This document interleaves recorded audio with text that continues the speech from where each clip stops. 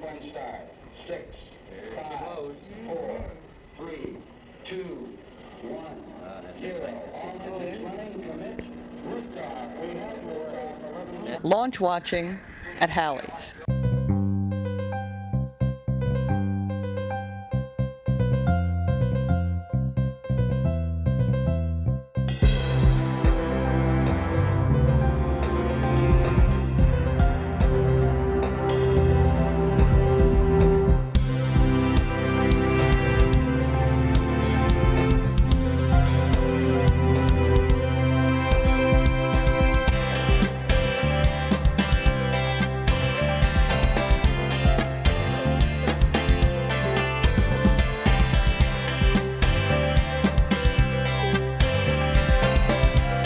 The Halle Building is one of Cleveland's oldest and most beautiful landmark buildings constructed during Cleveland's economic boom in the early 1900s.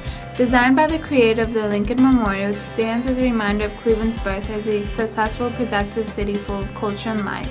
Its journey represents the drastic economic changes Cleveland has faced over the last 100 years. From its early prosperity and wealth to recession and decline in population to the current revitalization and regrowth of the city. It all began as a dream of the Halle brothers back in 1891. The Halle building was actually built in 3 separate parcels. The first parcel in 1919, and I believe the second one was in the mid-40s, and the next one was in the 50s. So it expanded over time. And here you can see the original building was being built in about 1908, 1909. And this was part of the Millionaire's Row of mansions on Euclid Avenue. So there were actually still a couple of people living in these mansions while this building was going up next to them. And the back of this building was then butted up against the next half of the building, which you can see here. The building was 9 stories tall at that point. And what's neat about these photos, you can see here, there's still horses and buggies making deliveries on Euclid Avenue. The Halle Brothers Company had great success from the 20s until the mid to late 50s. They offered many products and an array of merchandise for the Cleveland residents. The stores were always bustling with business, and famous actors were often spotted on the premises. Christmas time was a dramatic event at Halle's, with a beloved head elf named Mr. Jingling as the main character. Mr. Jingling, how I jingling, keeper of the keys. Dear old Saturdays, how I'm on the go, and how I try to please.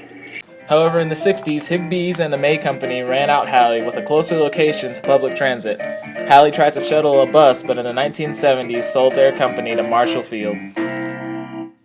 Marshall Fields makes a great point in saying that they are not going to change the personnel situation, and this is their philosophy. They have bought management as well as the Halle Brothers Company. When the store was purchased in the 80s, it was a partnership between Schottenstein and Ratner companies. And we were able to buy the building with a partner, but we bought the building and set out to do an adaptive reuse, maintaining the historic features of the building, but creating a new life as a combination of office and retail. The building's outside is being spruced up to show off its architecture. Only inside walls will be smashed during renovation. Business and government bigwigs got the ball rolling, that is, swinging today. A year from now, we could see shops on the ground floor, restaurants below, and offices above. Forest City bought the building and turned it into full renovation, turned it into offices on the upper floors and food court below and retail stores off the main lobbies. First thing in the morning, and who they see is me. So I try to send them out with a positive attitude, you know. Part of the 1980s renovation of the Halle building was to create a food court that was cabaret themed to tie into Playhouse Square. So what you see behind me was a re-renovation back in the late 90s, early 2000 to go back into something more neutral. When I say open the building in its new incarnation as an office building, it was basically full. And now it has substantial vacancies, but we're hopeful that in the market, the overall downtown Cleveland market is beginning to recover. And as that market recovers, we're hopeful that we'll be able to get the occupancy, and we're out actively seeking tenants. It's a great location, great building. It's got all the amenities of the Playhouse Square area, downtown in general. Everybody knows the Halle Berry story, how she was named after this building. Everybody knows the tie-in with the Drew Carey show in this building.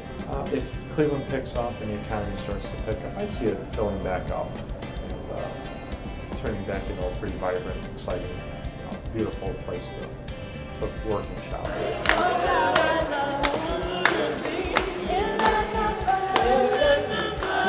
It was between Forest City and Young Audiences, and they said that they wanted you to be here, and you guys have been here for more than one tour already, and it's been really good having you guys here. I like having the kids are great, and it's nice to have the people in the building. So Every year, it seems like it gets better. It's encouraging to see the young people do the artwork and sing and get along so well. So far, every year I see it.